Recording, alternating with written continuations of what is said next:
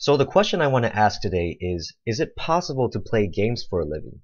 And it's a little bit of a weird question to ask, and that's because you don't really usually consider it possible to do something fun and make money at it and to do it, for life.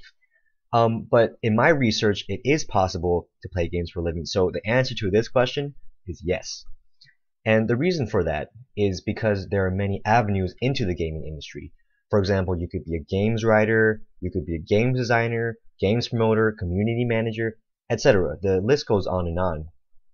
What I want to focus on in this video is game testing. Game tester seems to be one of the more overlooked possibilities into entering the gaming industry.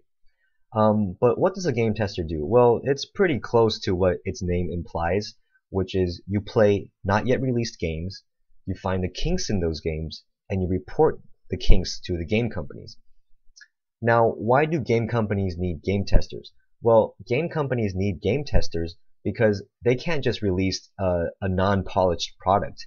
They need to have something that's good. They need to have something that's non-buggy. And if they release a buggy game to their audience is going to be pissed. Like, I would be pissed if a game company released a game and hadn't worked out everything that was wrong with the game first.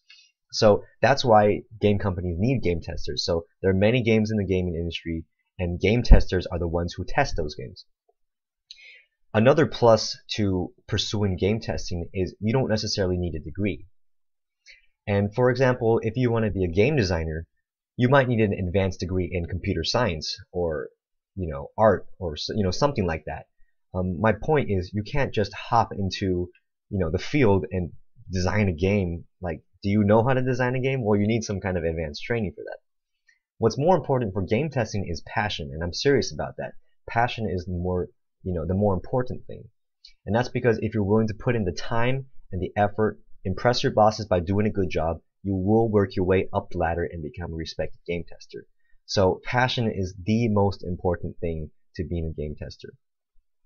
Anyway, if you want to learn more information about possibly being a game tester, you might want to check out Matthew Johnson's guide, which is called Become a Game Tester, for more information, and that link is in the description below.